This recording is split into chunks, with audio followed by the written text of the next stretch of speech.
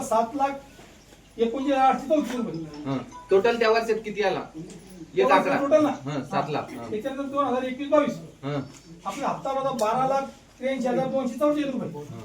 त्याच्यानंतर 2022-23 आपला हप्ता होता 12,29,759 रुपये. सन 2023-24 आपला हप्ता होता 14,71,201 रुपये. सन 2024-25 आपला हप्ता होता 7,94,398 रुपये. सन 2025-26 आपला हप्ता होता 3,56,774 रुपये. आपण बँकेचे स्टेटमेंट पूर्ण करून आणले. जनतेला मंजुरी आहे एका वर्षाला इतके पैसे आले म्हणून तुम्ही वाचले म्हणल्यावर जनतेला मंजूर असे. मग ऑगस्ट महिन्यात ग्रामसभा झाली होती तेव्हा मी तुमच्यावर आरोप केले होते.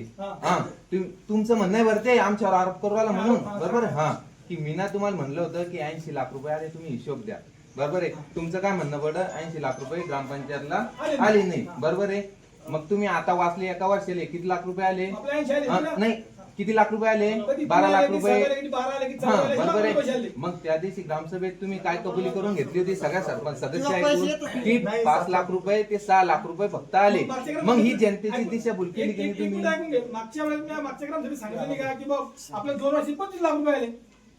त्या दिवशी मॅडम रेकॉर्डिंग आहे त्या ग्रामसभेत की मी सांगितलं ना 7 तुम्ही स्टेटमेंट काय 25 लाख रुपये तुम्ही 12 महिने तुम्ही एक वर्ष किती बरोबर 2 वर्षात 25 लाख किती 25 नाही म्हणलं तुम्ही 15 लाख रुपये. व्हिडिओ रेकॉर्डिंग आहे. व्हिडिओ रेकॉर्डिंग लावतो. बोलू राहिलं ते बोलू द्या.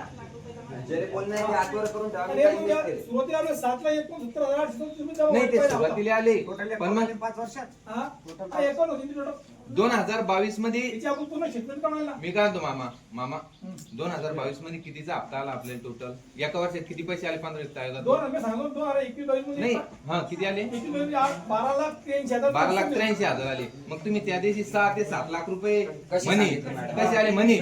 मग आता मॅडम ना सांगा जनतेला की माझी चुकी झाली. सगळ्या गोष्टी सरपंचांनी बोलायच्या, ग्राम सेवकांनी बी बोलायचं. एक बोला